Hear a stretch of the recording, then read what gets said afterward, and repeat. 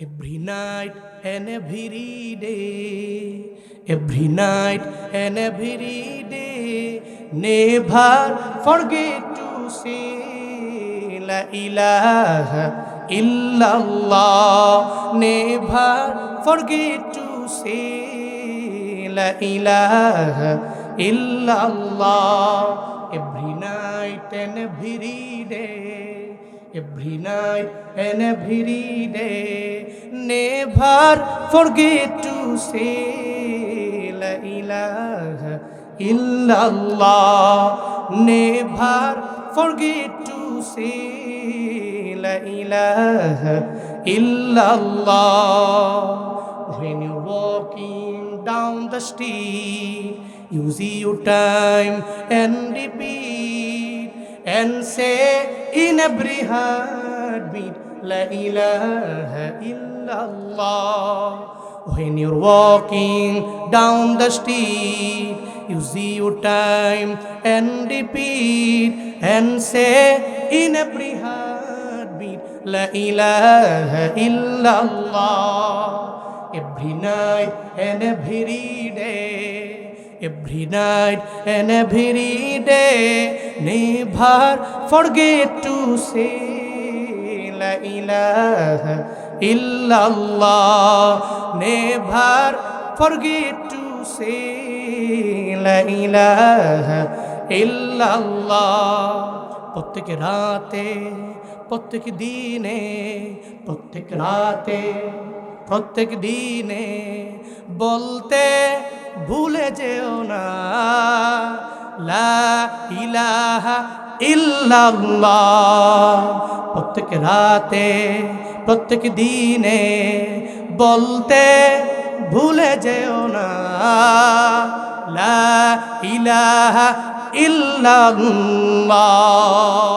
পড়েন মারহাবা। মুমিন ভুলে না, নেভার ফরগেট টু সে, বলতে ভুলে যেও না এই কথা, আল্লাহ ছাড়া তোমার তো কোনো ইলাহ নাই, আল্লাহ ছাড়া তোমার তো কোনো মাবুদ নাই, আল্লাহ ছাড়া ইবাদত পাওয়ার যোগ্য এ পৃথিবীতে কেউ তো তোমার নাই, তিনিই তো সেরা।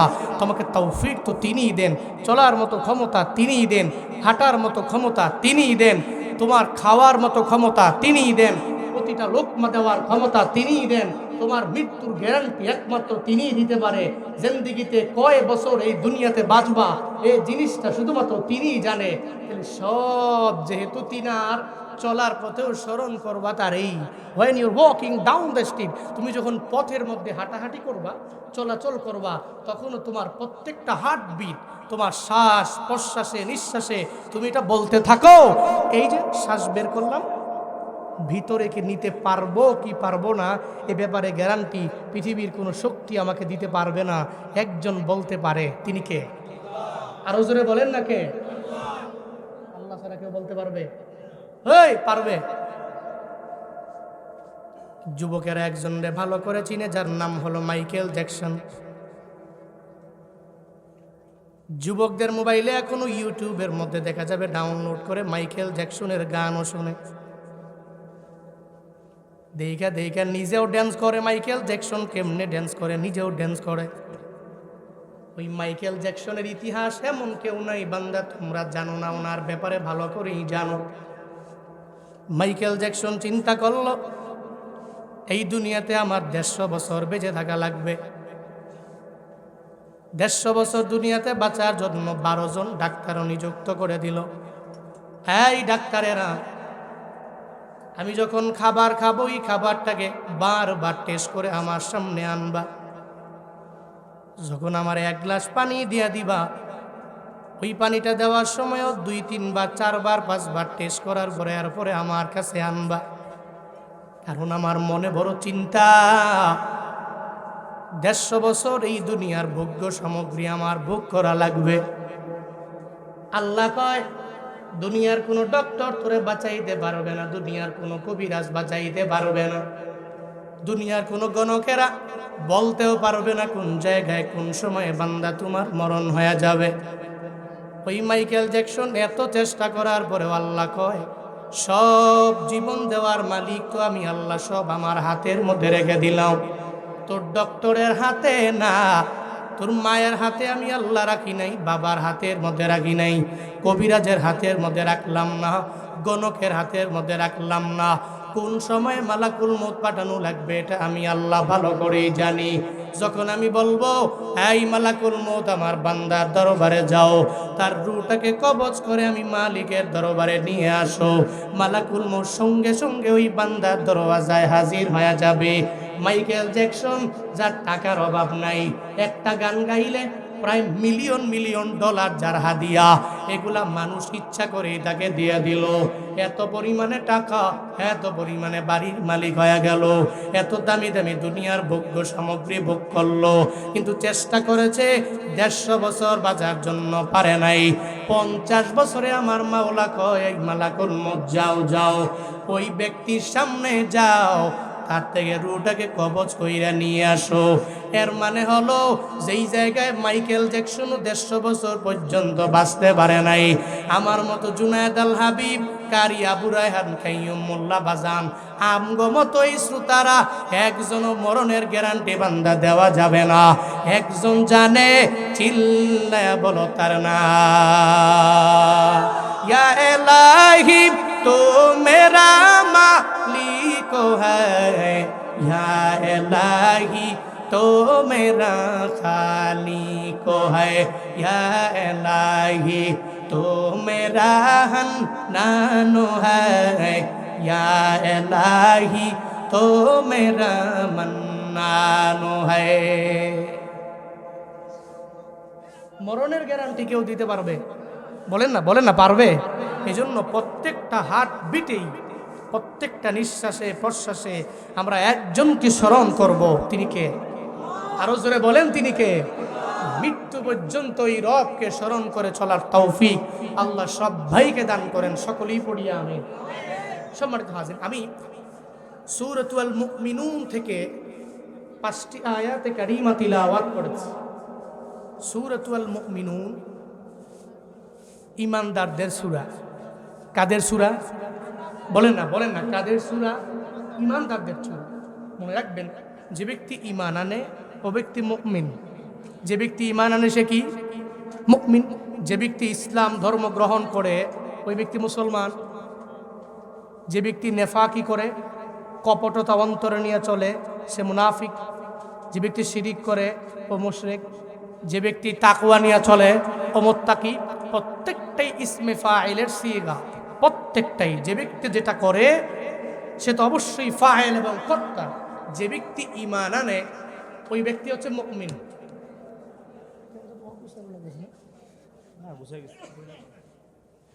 আপনারা কথা বুঝতেছেন?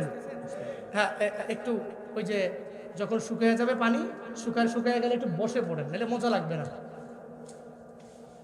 একটু পরে রায়হান তিলাওয়াত করবে যখন, তখন তো মনোযোগ সহকারে শুনতে হবে। এটা কোরআন তো। একটু হয়েছে না? একটু বসেন, যারা দাঁড়ায় আছেন একটু বসেন, আর আমি যা বলি শুই না একটু আওয়াজ দিয়েন। হ্যাঁ, ইনশাআল্লাহ ইনশাআল্লাহ।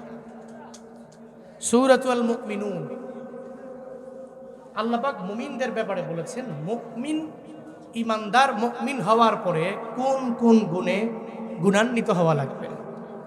যেই যেই গুণে গুণান্বিত হইলে সে কামেল একজন মুমিন হতে পারবে, এই গুণগুলো আগে জানার দরকার আছে।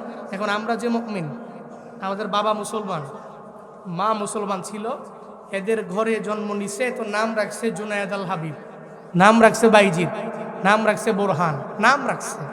এ কারণে সামনে মোহাম্মদ লাগিয়ে মোহাম্মদ জুনায়েদ নাম দিলাম, কিন্তু বাস্তবতার নিরিখে ইমানদার হইতে গিয়া তো এক ফোঁটা রক্ত আমারও যায় নাই, আপনাকেও যায় নাই। এখানে এমন কেউ আছেন যে ইমান আনতে যায়া এক ফোঁটা রক্ত ঝরেছে? হেই, এখানে এমন কেউ আছেন? নাই। তাহলে বোঝা গেল আমরা ইমানদার, আমগো আব্বা আম্মা মুসলমান, এই কারণে এদের ঘরে জন্ম নেওয়ার কারণে আমরাও মুসলমান। তবে মুমিন হইতে গেলে কিছু গুণে গুণান্বিত হওয়া লাগবে, শুধু নামে হইলে হবে না, কিছু গুণে গুণান্বিত হওয়া লাগবে। ওই গুণগুলা কি? قد أفلح المؤمنون الذين هم في صلاتهم خاشعون। আল্লাহ বলেন, এই মুমিন, যারা মুমিন হয়ে গেল তারা তো অলরেডি সফল কাম হয়ে গেল। আফলাহা যেহেতু মাজির সিগার মানে অর্থ দিবে যে অলরেডি মুমিনেরা সফল কাম হয়ে গেল। সফল কাম হবে এটা আমার মাওলা জানায় নাই, আল্লাহ জানায় দিলেন মুমিনেরা সফল কাম হয়ে গেল। সফল কাম হলো কারা? যেমন নিজের পাক্কা একজন মুমিন বানায় নিল আবু বকর। ওই আবু বকর দামি হয়ে গেল। ওই ওমরে ফারুকে আজম বড় দামি হয়ে গেল। হযরতে ওসমান রাদিয়াল্লাহু আনহু এত পরিমাণে দামি হয়ে গেল। হযরতে আলী উনিও নিজেরে মুসলমান বানাইয়া বড় দামি বানাইয়া ফেলল। আল্লাহ কয় এরা যে দামি আমি আল্লাহই তো জানাইয়া দিলাম। কদ আফলাহাল মুমিনুন, যেই বান্দা মুমিনে কামেল হয়ে যাবে ওই বান্দা অলরেডি সফল কাম হয়ে গেল। যেমন আবু বকর হয়ে গেল, ওমর হয়ে গেল। দুনিয়াতে যারাই নিজেরা ইমানদার হইয়া নিজে আল্লাহর পক্ষ থেকে যে আল্লাহ পাক যা আদেশ করলেন তা মাইনা চলতে পারলো, রবের নিষেধগুলোকে নিজেরা যারা বিরত রাখতে পারলো, এরাই সফল কাম হয়ে গেল। এখন সফল কাম হইতে যাইয়া এরা কোন কোন গুণে গুণান্বিত হলো আল্লাহ পাক দ্বিতীয় আয়াতের মধ্যে জানায়া দেয়, আল্লাযীনা হুম ফি সালাতিহিম খাশিউন।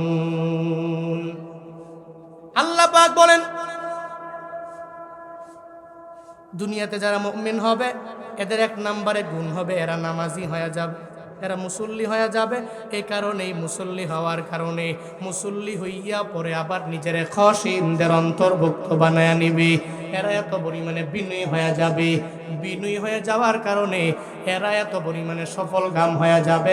আল্লাহ কয় সফল কাম বান্দাদের জন্য আমি রবের পক্ষ থেকেই তো জান্নাত, আর মুমিনেরাই তো সফল কাম হয়ে যাবে। মুমিনদের এক নাম্বার গুণ হবে এরা নামাজ বাদ দিবে না, এরা নামাজ কাজা করবে না। এরা ফজর পড়লে জোহর বাদ দিবে না, জোহর পড়লে আসর বাদ দিবে না, আসর পড়লে মাগরিব বাদ দিবে না, মাগরিব পড়লে এরা এশাটাকে কাজা করতে পারবে না। এই আল্লাহর বান্দারা 5 ওয়াক্ত নামাজি হয়ে যাবে। যারা 5 বেলার নামাজি হবে এরাই মুমিন হয়ে যাবে, আর এই মুমিনরাই সফল কাম হয়ে গেল। ও বান্দারা এখন যদি বলেন হুজুর নামাজ পড়লে ফায়দা কোন জায়গায়? শুধু আখিরাতের লাইনেই তো ফায়দা, আমার দুনিয়াবি লাইনে বিন্দু মাত্র পরিমাণ ফায়দা তো দেখাতে পারলেন না।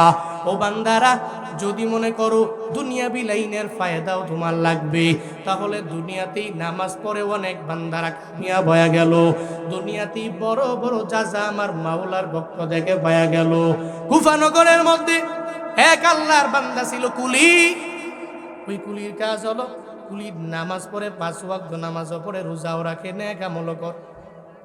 কিন্তু কুলি এত নামাজি আল্লাহওয়ালা, কিন্তু গরিব মানুষ। গরিব হওয়ার কারণে বাজারের লোকেরা কুলিরে কয়, হ্যাঁ কুলি তোমার কাছে ধরো টাকা দিয়া দিলাম, এই টাকাগুলো নিয়ে যাও, বড় বড় বাজার থেকে মালগুলো বুঝাই করে আইনা আমাদেরকে দিয়া দিবা। একটা কুলির কাজই হলো এটা। এবার কুলির কাছে যখন অনেকগুলো টাকা পয়সা জমা করে যখন দিয়া দেয়, কুলি তার খচ্চরটা নিয়ে যখন রওনা, একটু দূর পথিমধ্যে যাওয়ার পরে একটা ভিখারির সাথে মোলাকাত হয়ে যায়। ওই ভিখারির সাথে যখন মোলাকাত হয়ে গেল, ওই ভিখারি কয়, আল্লাহ কারীম কুলে তুমি আমার জন্য একটু দাঁড়াও না, ওই তোমার খচ্চরের পিছনে আমারে নিয়ে একটু বাজারে নিয়ে যাও। যখন ভিখারি তার কাছে আবদার জানাইলো, মনে রাখবেন যেই বান্দা নামাজি হয়ে যায় এর দিলটা অটোমেটিক নরম হয়ে যাবে। যেই বান্দা রোজা রাখে ওর দিলটা অটোমেটিক নরম হয়ে যাবে। যে নেক আমলের লাইনে অগ্রগামী হয়ে যায় ওই বান্দার মনটা অটোমেটিক নরম হয়ে যাবে। কিন্তু যে ব্যক্তি বারবার মানুষের উপর জুলমের মাত্রা বাড়ায়া দেয়, ওর কাছে গিয়া যদি বলেন হে ভাই তুমি তার উপরে অত্যাচার করবা না, জুলুম করবা না, দেখবেন জালেমের বিন্দু মাত্র পরিমাণ মায়া লাগবে না। ইমানদারদের মনে যেমন মায়া, পশ্চিমকালেও বেঈমানের মনের মধ্যে এমন মায়া খুঁজে পাওয়া যায় না। এই যে আমরা হুজুরেরা বিভিন্ন সময়ে যে বিভিন্ন এলাকার মধ্যে যাই, গরিব মিসকিন দেখলে আমরা ধমক দেই না রে বাবা, একটা এতিম দেখলে আমরা ধমক দেই না। আমাকে বাজানের ব্যাপারে কিছু ভিডিও তোমরা দেখছো ইউটিউবে, উনি এতিম দেখলে এতিমকে ধইরা নেয় আর রায়হানে নিয়া একে ফ্রিতে লালন পালন করে। এই যে একটা গুণে নিজেরে গুণান্বিত বানায় ফেললো, এতিমগুলারে নিয়ে গেল, এদের মাথার মধ্যে হাত বুলাইলো। ও বান্দারা এটা ইমানওয়ালা বান্দার দ্বারাই সম্ভব হয়ে যায়। যার ভিতরে ঈমান নাই, যার ভিতরে নেফাকি দিয়া ভরপুর, ওর কাছে যতই সবক দাও, যে এতিমের মাথার মধ্যে একটু হাত বুলাইয়া দাও, একজন ভিখারিকে ধমক দিয়া তুমি তাড়াইয়া দিতে পারবা না। কশিন কালেও ওই জালেমের এটা কশিন কালেও তার অন্তরের মধ্যে ঢুকবে না। যেমন তাকায়া দেখো, এই যে কয়েকদিন আগে স্বৈরাচারী এই বাংলাদেশ থেকে বিদায় নিয়ে চইলা গেল, এদের ভিতরে তো বিন্দু মাত্র পরিমাণ মায়া ছিল না, এরা মানুষের উপর দয়া করত না। ওলামায়ে কেরাম নিয়ে বারবার এরা কটূক্তি করত, এরা ওলামায়ে কেরামকে এক নজরেও দেখতে পারে না। এমন একটা পরিস্থিতি হয়ে গেল যে ছোট ছোট মাজলুম বাচ্চাদেরকেও এরা এদের উপরে জুলুম কইরা এদেরকে এত অত্যাচারীও বানায়া ফেললো। আল্লাহ কয়, ইমানদার আমার যে বান্দা হয়ে যাবে, এদের দিলটা নরম হয়ে যাবে। যারা জালেম, এদের মনটা নরম হয় না। এরা উলামায়ে কেরামের জন্য এদের মনটা নরম হবে না। ফেরাউনের দিকে তাকায়া দেখো, যেই ফেরাউন মূসার ব্যাপারে এত পরিমাণে কঠোর হয়ে গেল, মায়া নাই। নমরুদের দিকে তাকায়া দেখো না, ওই নমরুদ ইব্রাহিমের ব্যাপারে বিন্দু মাত্র পরিমাণ মায়া নাই। আবু জাহাল, উতবা সাহেবা, আমার মদিনাওয়ালা নবীর প্রতি মায়া নাই। যারা ইতিপূর্বে বাংলাদেশ থেকে ক্ষমতাচ্যুত হয়ে গেল, এদেরও উলামায়ে কেরামের প্রতি মায়া বিন্দু মাত্র পরিমাণ ছিল না, ঠিক কিনা? যারা জালেম হয়ে যায়, এদের ভিতরে বিন্দু মাত্র পরিমাণ মায়া খুঁজে পাওয়া যাবে না। 2013 সালে হেফাজতে ইসলামের ডাকে যারা ঢাকার জমিনে গেল, শাপলা চত্বরে দুনিয়া থেকে বিদায় নিয়ে চলে গেল কত তোলাবারা বিদায় নেওয়ার পরে এর পরের দিন মিডিয়ার সামনে আইসা বলে একজনও নাকি মারা যায় নাই, এরা নাকি রং লাগায়া রাস্তার মধ্যে শুয়ে রইল। এরা কশিনকালেও কোনো ইমানদারের বক্তব্য হতে পারে না, এটা মুনাফিকের বক্তব্য ছাড়া ইমানদারের বক্তব্য হতে পারে না। একজন জালেমের বক্তব্য বান্দা তুমি এমনই পেয়ে যাবা, কিন্তু ইমানদারের বক্তব্য এমন বাবা না। শেখ আহমদুল্লাহ হাফিজাহুল্লাহ এই যে কয়েকদিন আগে আস-সুন্নাহ ফাউন্ডেশনের ফাউন্ডার কয়েকটা বাচ্চাকে সামনে নিয়ে কিছু সংবাদ সম্মেলন করলো। সাংবাদিকেরা আসলো, কিছু ছোট ছোট বাচ্চাদের ভিডিও যখন নিয়ে যায়, ওই শেখ আহমদুল্লাহ উনি আস-সুন্নাহ ফাউন্ডেশনের ফাউন্ডার, ওনার ওই সংস্থার পক্ষ থেকে আন্দোলনে যারা দুনিয়া থেকে বিদায় নিয়ে চলে গেল, প্রত্যেকের 1 লাখ টাকা করে দিয়েছে। এই ওনার ফাউন্ডেশনের পক্ষ থেকে 1 লক্ষ টাকা করে প্রত্যেকটা পরিবারকে হস্তান্তর করেছে, এদের হাতে দিয়েছে। তো ওখানে কিছু কন্যা সন্তান, ছোট ছোট বাচ্চা, যাদের বাবা দুনিয়া থেকে বিদায় নিয়েছে, এদেরকে মিডিয়ার সামনে এনেছে। একটা কন্যা সন্তান ছোট, সর্বোচ্চ 5-7 বছরের বয়স হবে, এই ছোট কন্যা সন্তানকে সামনে আইনা ওর বাবার ব্যাপারে জানতে চায়। এই কন্যা সন্তান, তোমার বাবা কই, বাবার ব্যাপারে জানায় দাও। কন্যা সন্তান বলে আমার বাবা নাই, ওই পুলিশের বুলেটের আঘাতে আমার বাবা দুনিয়া থেকে বিদায় নিয়ে চইলা গেল। একটা ছোট মানুষ তার বাবার ব্যাপারে এক এক করে বক্তব্য দিয়ে দেয়। এই শায়েখ, আমার বাবায় সকালবেলা আমারে সুন্দর করে খাওয়াইতো, আমার বাবায় লোকমা দিয়া খাওয়ায়া এরপরে নিজে অফিসের মধ্যে যাইতো, আমার স্কুলের মধ্যে দিয়ে আসতো। আমার বাবায় অফিস থেকে আসার পরে এরপরে আমারে সুন্দর করে খাওয়ায়া লোকমা দিয়ে সর্বাবস্থায় খাওয়াইতো। এরপরে খাওয়াইয়া আমার বাবায় আমারে পড়ার টেবিলের মধ্যে বসাইয়া দিত। ওই পড়ার টেবিলে বসানোর পরে এরপরে আমার সাথে খেলাধুলা কইরা ঘুম পাড়ানি গান গাওয়ায়া এরপরে আমার বাবায় ঘুম পাড়াইয়া দিত। একটা কন্যা সন্তানের জন্য বাবার কি পরিমাণে মায়া, বাবারা তো কন্যা সন্তানরে এত পরিমাণে ভালোবাসে, যদি বাড়ি থেকে অন্য কোথায় ঘোরার জন্য যায়, আগে মেয়ের কাছ থেকে বিদায় নেয়, এরপরে আবার আইসা আগে মেয়েটারে চুমু খায়। ওই মেয়েটাকে বলে, মেয়েরে ধরো ধরো বাবায় বাজার থেকে এই মজাটা তোমার জন্য আনলাম। একটা বাবার কন্যা সন্তানের প্রতি এত পরিমাণে মায়া, এখানে যারা বাবা হইছে ওই বাবাই বলতে পারবে কন্যার প্রতি কি পরিমাণে মায়া। আর এই বাবাই যদি দুনিয়া থেকে বিদায় নিয়ে চইলা যায়, তখন ওই কন্যা সন্তানটা যেখানেই যাবে, ও ডানে গেলে ওর বাবারে খুঁজবে, ও বামে গেলে ওর বাবারে খুঁজবে, ও সামনে যেখানেই যাবে দেখবে আমার বাবায় নাই, ও পেছনে গেলেও দেখবে আমার বাবায় নাই। ও যখন ওয়াশরুমে যাবে মনে করতো আমার বাবায় আমারে নিয়ে আসতো, আজকে আমার বাবা কোথায় গেল, ওখানে গিয়েও বাবারে খুঁজে পাবে না। ও যখন খাবার খাওয়ার জন্য লোকমা তার মায়ে খাওয়াইয়া দিবে, তখনও বাবার কথা মনে পড়ে যাবে। ও আল্লাহর বান্দারা, তোমরা যারা মুরব্বী হইয়া বাবারে হারাইলা, মারে হারাইলা, একটা 60 বছরের মুরব্বীও যদি বাবাকে হারাইয়া ফেলে, এরপরেও দেখবেন চোখের পানি ফালায়া ফালায়া কান্না করে। চায়ের দোকানেও গেল, মনটা খারাপ হয়ে গেল। এই বাবা, কেন আপনি চোখের পানি ফালায়া কান্না করেন? আমি মুরব্বী হতে পারি, কিন্তু আমার বাবা এত দুনিয়ায় নাই। আমার বাবা দুনিয়া সাইরা চইলা গেল। একজন বাবার মায়ায় একজন দাদাও যদি চোখের পানি ফালায়া কান্না করতে পারি, একটা কন্যা সন্তান তার বাবারে হারাইয়া কিভাবে চোখের পানি ফালায়া ফালায়া কান্না করে। আর ওই কন্যায় যদি জানে আমার বাবারে জালেমে দুনিয়া থেকে বিদায় করে দিল, একটা পুলিশের বুলেটের আঘাতে আমার বাবায় দুনিয়া থেকে বিদায় নিয়ে চইলা গেল, বন্দারে আমার মাওলার আরশে মুআল্লা পর্যন্ত এই সময় কম্পিত হয়ে যায়। জালেম একবার দোষ করে আমার মাওলা ধরে না, 2 বার দোষ করে ধরে না, 10 বার দোষ করে আমার আল্লাহ ধরে না, 15 বার দোষ করে আমার আল্লাহ ধরে না। একটা পর্যায়ে কিছু কিছু কন্যা সন্তান যখন মাজলুম হয়ে যায়, ওই কন্যা সন্তান যখন বলে, ও দয়ার মালিক, আমার বাবাকে যারা দুনিয়া থেকে বিদায় করে দিল, আল্লাহ দুনিয়ার মধ্যে এদের বিচার তুমি কইরা দিও। আমি মাঝে মাঝে ভাবি, এই সরকার ক্ষমতাচ্যুত হওয়ার পরে কেউ নামও কেন নেয় না, আবার এদের গুণগানও কেউ গায় না। এলাকার মধ্যে যারা এদের পরিচয় দিয়ে চলতো, এখন পরিচয়ও কেন দেয় না? কেন এত পরিমাণে পতন হয়ে গেল? এরা কি দুনিয়াতে চলার পথে নিজেরা কালেমা পয়রা মুসলমান হয় নাই বলে হইল? এদের নামে শুরুতে মুহাম্মদ, আবার অনেকে আছে নামাজও সুন্দর করে আদায় করত, ওলামায়ে কেরাম যারা আছে এদের থেকেও দোয়া নিয়ে চলতো, কিন্তু পতনটা এভাবে কেমনে হইল? আবার পতন হওয়ার পরে কেউ কেন নামও নেয় না? আমি হিসাব মিলে দেখছি, সব হলো এই মাজলুমদের কান্না, মাজলুমদের কান্না। শহীদ আবু সাঈদের মায়ের চোখের পানি আমার মাওলার আরশে মুআল্লা পর্যন্ত চলে গেল। শহীদ মুগ্ধের মায়ের কান্না আমার মাওলার আরশে মুআল্লা পর্যন্ত বান্দা কম্পিত হয়ে গেল।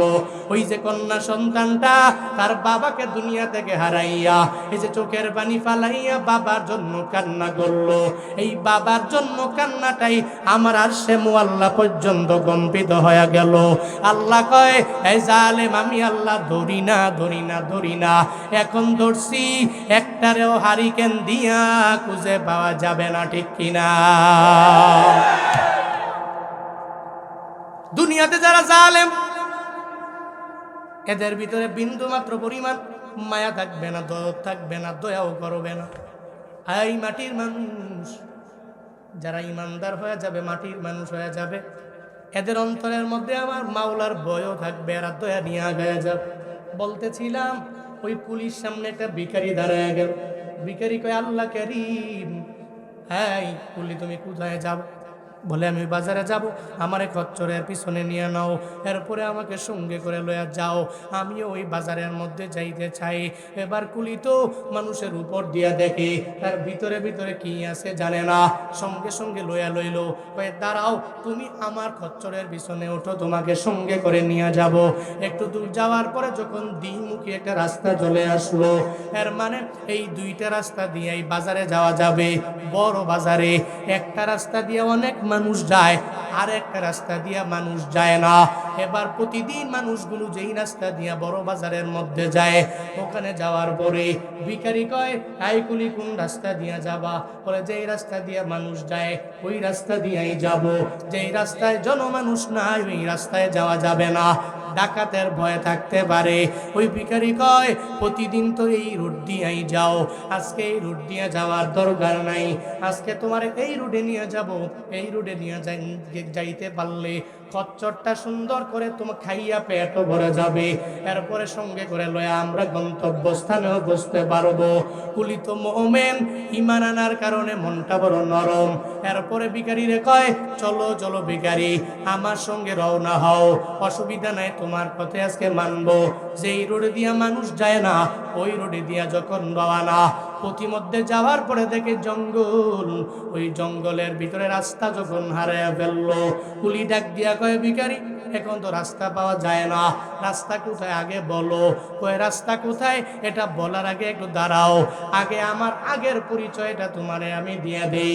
সঙ্গে সঙ্গে ভিখারি লাফ দিয়া কচ্চর থেকে যখন নেমে যায়, কোমর থেকে খঞ্জরটা বের করে, খঞ্জর বের করে বলে, কুলি রে আমায় তুমি চিনো নাই, আমায় তুমি চিনলা না, আর তুমি মনে করেছো আমি রিয়েল ভিখারি, আসলে আমি রিয়েল ভিখারি না, আমি ডাকাতি করি, আমার উপর দিয়ে একরকম, ভিতরটা তুমি আমারে চিনতে পারলা না। আমগো সমাজেও দেখবেন এমন লোকের বাবা অভাব নাই, জুব্বা পইরাই সুন্দরভাবে চলাফেরা করে, দাড়ি লাগায়া চলে, সুন্দর করে টুপিও মাথায় দিয়া পাগড়ি লাগায়া চলাফেরা করে, আবার ভেতরে ভেতরে সুদি লেনদেন করে, আছে না না? উপর দিয়া ফিটফাট, ভিতরে আছে, উপর দিয়া ফিটফাট, ভিতরে ভিতরে সদরঘাট। এর উপরে দেখতে নারী, তার চলন বাঁকা, মুনাফিক, নেফাকি, কপটতা, প্রতারণা নিয়া পুরো অন্তরটাকে ভরপুর করে ফেলেছে। মনে রাখবেন, একজন কাফের যেই পরিমাণ ইসলামের ক্ষতি করতে পারে না, এর চাইতে বেশি বেশি ডাবল ট্রিপল ক্ষতি করে মুনাফিকেরা। কাফের তো ডাইরেক্ট দুশ্মন, ও ডাইরেক্ট দুশ্মনী করে। আবু জাহাল নবীর যুগে যে পরিমাণ ক্ষতি ইসলামের জন্য করে নাই, এর চাইতে বেশি ক্ষতি করেছে আব্দুল্লাহ ইবনে উবাই। সে অনেক পরিমাণে ক্ষতি করলো। নবীর সাথেই হাঁটে, নবীর সাথেই চলে, ওরে বাবা জুব্বা লাগায়, পাগড়ি লাগায়, এ তো গোপনে গোপনে অন্তরের মধ্যে নেফাকি, অন্তরের মধ্যে কি নেফাকি, কপটতা, প্রতারণা দিয়ে ভরপুর। যখন মুমিনদের কাছে যায়, ওয়াইদা লাকুল্লাযীনা আমানু ক্বালু আমান্না, যখন ইমানদারদের সাথে মিলিত হয় তখন তারা বলে, ক্বালু আমান্না, আমরা তো ঈমান আনলাম, ঈমানদার তো আমরা তোমাদের মতো ঈমানদার। ওয়াইজা খালাউ ইলা শায়াতিনহিম, যখন তাদের বন্ধু শয়তানের দলবল যারা, এদের সাথে যখন মিলিত হয় তখন তারা বলে, ক্বালু ইন্না মাআকুম, তারা বলে নিশ্চয়ই আমরা তোমাদের সাথেই আছি, ইন্নামা নাহনু মুস্তাহজিউন, আমরা তো এদের সাথে যাই, জাস্ট উপহাস করেছি, আমরা রিয়েলি এদের দলে যাইনি, বরং আমরা তো তোমাদের দলেই আছি, মূলত এদের কাছে যাই, এদের সাথে একটু উপহাস করার জন্য যাই। এটাই মুনাফিকদের চরিত্র। ও সর্বাবস্থায় আলেমের সাথে গিয়েও বলবে আমি আপনার সঙ্গে আছি, জালেমের সঙ্গে গিয়েও বলবে আমি আপনার সঙ্গে আছি। আগে যে আওয়ামী লীগ করতো, এখন আবার আস্তে আস্তে করে বিএনপির যোগ দিয়া আবার নিজের রূপটাকে মানুষের কাছে প্রকাশ করে। আছে না নাই? এর কামই দেয়, এর কামই হলো যখন আওয়ামী লীগ আসবে এর দলে যোগ দিবে, আবার যখন বিএনপি আসবে বিএনপি যোগ দিবে, বিএনপির পরে আবার আওয়ামী লীগ আসলে যোগ দিবে, এর কাজই। এই জন্য উপর দিয়া ফিটফাট, ভিতরে ভিতরে সদরঘাট হইলে হবে। আল্লাহ এরকম দ্বিমুখী আচরণ করা থেকে আমাদের প্রত্যেককে রক্ষা করেন। আর একটু আওয়াজ করে পড়েন আমিন, আর একটু জুড়ে পড়েন আমিন। আপনারা রাগ করছেন? এই কষ্ট পাচ্ছেন নাকি আপনারা? এরপরে তুমি বুঝি এমন, তুমি আমার খঞ্জরটা বের করে ডাকাতের মতো ভাব নিলা, তোমার প্রতি আমি দরদ দেখাইলাম, তোমার মতো মানুষের প্রতি দরদ দেখাইলাম। এবার ডাকাত জানায় দেয়, কুলি রে, ডাকাত জানায় দেয়, কুলি রে, সব মালগুলো এখন আমার হাতের মধ্যে দিয়ে দাও, আমি নিয়ে যাব। শুধু তাই না, এগুলা নিয়ে যাব এবং তোকেও দুনিয়া থেকে বিদায় করে দেওয়া হবে। কুলি কয়ে, আমারে মারিস না, আমার টাকা পয়সাগুলো, আমার সম্বল, এগুলো নিয়ে যা, খচ্চরগুলো আমার সম্বল সব তুই নিয়ে যেতে পারো, তবে আমারে মাইরো না। মাঝে মাঝে বয়ান শেষ কইরা গভীর জায়গা থেকে যখন আমরা বের হই, ওই এলাকার মধ্যে লোকেরা জানায়া দেয়, যদি এই রোডে যান, যায় দেখবেন সামনে হঠাৎ করে একজনে আপনারা লাইট টিপ মারবে দাঁড়ানোর জন্য। তখন চিন্তা কি, বলে দাঁড়ানো যাবে না, জোরে গাড়ি টান দিয়া যাও। এখন যাওয়ার পথে সামনে গিয়া যদি গাছ আটকায়া দেয়, ডাকাতে যদি ধরে, পড়ার পরে যদি বলে হুজুর সাহেব বয়ান কইরা যা হাদিয়া নিয়ে আসলেন সব দিয়ে দেন, এমন হয় না? মাঝে মাঝে অনেক গভীরে যাওয়ার পরে হাদিয়াটা দিয়ে নিয়ে যাওয়ার পর দেখো হুজুর সাহেব বয়ান তো করলেন 1-1.5 ঘন্টা করে হাদিয়া যা পাইছেন, আমরা তো কষ্ট করছি 3 ঘন্টা, আপনি কষ্ট করছেন 1 ঘন্টা, আমরা কষ্ট করেছি 3 ঘন্টা, গাছ টাছ কাটছি, এগুলা ফালাইছি, তো সম্মানী যা পাইছেন দিয়া যান। তো নেওয়ার পরে কয় বদদুয়া দিয়ে না দোয়া করে, কি কয় বদদুয়া দিয়েন না হুজুর, হুজুর মানুষ তো তো দোয়া করেন। ওই পরিস্থিতি যদি কেউ পড়ে, হুজুর বাদ দিলাম আপনারাও যদি পড়েন, পড়ার পরে কি কইবেন, টাকা যা আছে সব নেও, আরো কত টাকা জীবনে আসবে বাঁচলে, মোবাইল টোবাইল যা আছে সব দিয়ে দিলাম, ধরো নেও, কিন্তু আমার গায়ে একটু টাচ করিল না, ঠিক কিনা? বাস্তবতা এটাই। সঙ্গে সঙ্গে কুলি জানাইয়া দিল, আমারে মাইরো না, বরং আমার টাকাগুলো নিয়ে যাও, আমার খরচ তুমি নিয়ে যাও, সব তোমাকে দিয়ে দিতে পারি, কিন্তু আমারে মাইরো না রে, যদি আমারে মারো রে, বাড়িতে যাওয়ার পরে আমার মা আমারে পাইবে না, আমার বাবা আমারে পাইবে না, আমার সন্তানেরা পাবে না, এরা চোখের পানি ফেলায় সারা জিন্দেগি ভর কান্না করবে।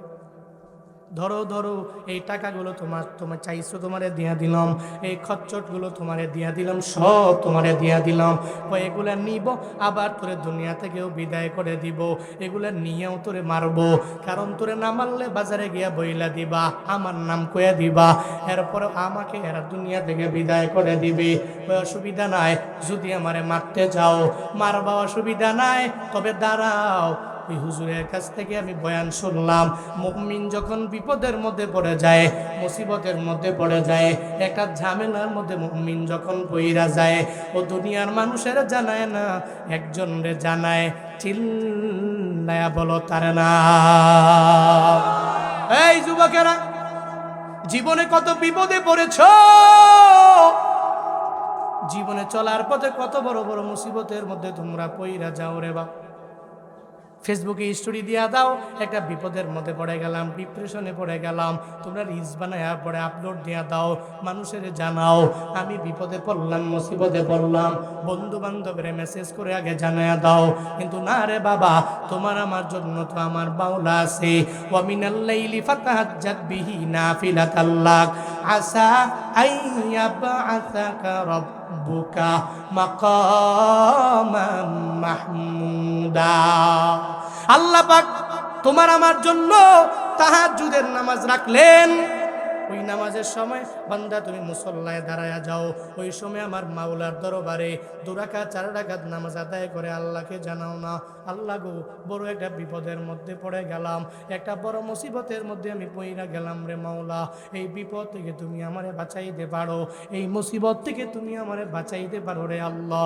ওই রবের দরবারে যদি কানেকশন লাগাইয়া দাও, দুনিয়ার মানুষের কাছে বইলা যেটা পাবা না, আমার মাওলার কাছে বললে আমার মাওলা তোমার মনের সমস্ত আশা পূরণ করে দিতে পারে, ঠিক কিনা?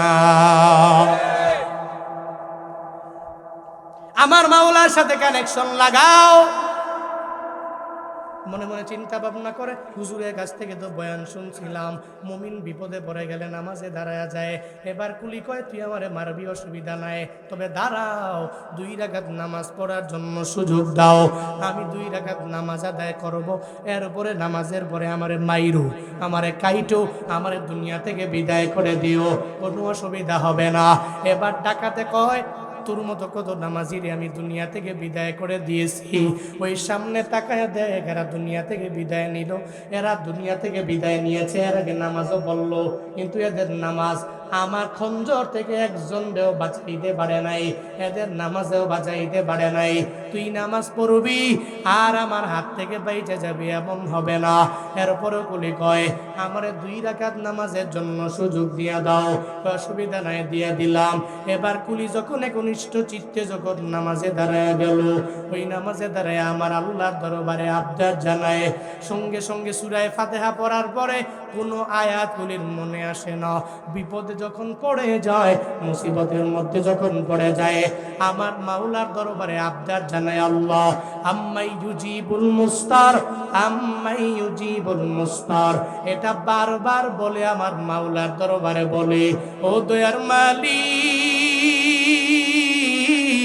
আমি কুলি বড় বিপদে পড়েছি, বড় একটা মুসিবতের মধ্যে আল্লাহ আমি পড়ে গেলাম। আমি জানি যে বান্দা বিপদের মধ্যে পড়বে, এই বিপদ থেকে তুমি তো সারাইয়া দিতে পারো। তুমি ওই বিপদগামী বান্দা যখন ডাক দেয়, তুমি সঙ্গে সঙ্গে সারা দিয়া দাও। আম্মাই ইউজিবুল মুস্তার, যখন এই আয়াতটা বারবার যখন নামাজের মধ্যে পড়ে, আমার আল্লাহ ওই বান্দার এই নামাজটাকে কবুল কইরা নিল।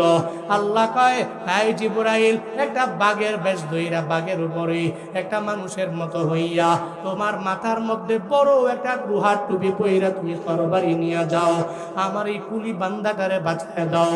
আমার মাওলার কুদরত, সঙ্গে সঙ্গে যখন জিবরাইল চলে আসলো, একটা ভাব ধরলো বাঘের উপরে একটা মানুষের মতো আকৃতি দিয়া, এরপরে লোহার টুপি বুড়িয়া তরবারি নিয়ে আসে।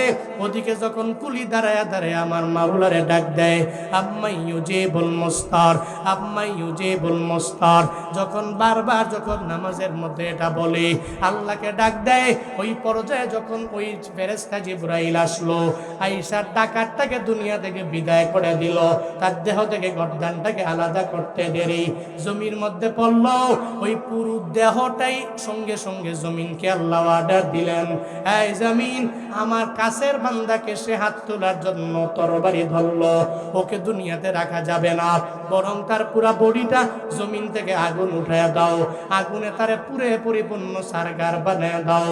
যখন তারে আগুনের মধ্যে পুরে সারকার বানায় দেওয়া হলো, ওদিকে কুলি নামাজে দাঁড়ানো, এদিকে ওই ডাকাত দুনিয়া থেকে বিদায় নিয়ে চলে গেল। এবার কুলি মনে মনে চিন্তা ভাবনা করে, আমার আল্লাহ ছাড়া এই বিপদের মধ্যে আমারে কেউ সাহায্য করে নাই, আমারে সহযোগিতা করে নাই। ওই কুলি সুজা সেজদায় চলে যায়, আমার মাওলার দরবারে আবদার জানায় আর বলে, আল্লাহ, ও আল্লাহ, এত বড় বিপদ থেকে তুমি আমারে বাঁচায়া দিলা, এত বড় মুসিবত থেকে তুমি আমারে বাঁচায়া দিলা, দুনিয়ার এমন কেউ নয় এই বিপদ থেকে আমারে বাঁচাইতে পারে। শুকর আদায় করে সেজদা থেকে সালাম ফিরাইয়া যখন দৌড়ায়, ওদিকে বাঘের উপরে লোকটাও দৌড়ায় যায়, ওই কুলিও পেছনে পেছনে দৌড়ায়। ওই কুলি ডেকে বলে, এই বাঘে আরোহণকারী ব্যক্তি, দাঁড়াও, তোমার পরিচয় তুমি আমারে দিয়া যাও। বারবার যখন কুলি দৌড়ায়, ওই ব্যক্তি পরিচয় দেয় না। একটু দূরে যাওয়ার পরে কুলি যখন বারবার বারবার আবদার জানায়, একটু পরিচয়টা দিয়া যাও, ওই ব্যক্তিটা বাঘের উপর থেকে জানায় দেয়, কুলি রে, বিপদে পইরা মুসিবতে পইরা যে আল্লাহরে তুমি বলো নাই, যে আল্লাহরে তুমি একটু ডাক দিয়া দিলা, ওই আল্লাহ তো তোমারে কোশ্চিন গেলেও বলতে পারে না। ফাজকুরুনি আযকুরকুম, বান্দা যখন আমার মাওলারে স্মরণ করে, আল্লাহ তো বান্দারে স্মরণ করে রে বাবা। ও কুলি, তুমি বিপদের মধ্যে পইরা আমার মাওলারে ডাক দিলা, আম্মাই ইউজিবুল মুস্তার, এটা যখন বারবার বারবার তুমি বললা, আমার আল্লাহ তোমার প্রতি এত পরিমাণে রাজি হয়ে গেল, সন্তুষ্ট হয়ে গেল। আল্লাহ রাজি হইয়া আমারে তোমাকে ওই ডাকাত থেকে বাঁচানোর জন্য পাঠাইয়া দিয়েছে। আমি দুনিয়ার সাধারণ কেউ না, আমি হলাম আম্মাই ইউজিবুল মুস্তারের গোলাম। কার গোলাম? আম্মাই ইউজিবুল মুস্তার। তুমি যারে ডাকতেছো, ও বিপদগামী ব্যক্তির বিপদ থেকে উত্তরণ করনেওয়ালা রব, তুমি যারা ডাকতেছো, আমি ওই রবের গোলাম। তুমি রবের ডাকছো, রব আমারে পাঠায় দিছে ডাকাত থেকে তোমাকে বাঁচানোর জন্য। চিল্লায়া পড়া যাবে না আল্লাহু আকবার। কাদের কুদরত দারি বর কামাল, আনতা রব্বি আনতা হাসবি যুল জালাল, তুহি কাদের জলিলুল্লাহ জাহাদার বহর হালে, তুহি মেরা নেগাহদার। মুমিনের এক নম্বরে গুণ হয়ে যাবে, এরা নামাজি হয়ে যাবে। কশিন কেন এরা নামাজ বাদ দিবে না, নামাজ বিনয়ের সাথে এরা পড়বে, নামাজের মুসল্লায় দাঁড়াবে, বিনয় নিয়ে দাঁড়াবে। এবার দুই নম্বরে মুমিনের গুণ হলো, ওয়াল্লাযীনা হুম আনিল লাগুই মুরিদুন,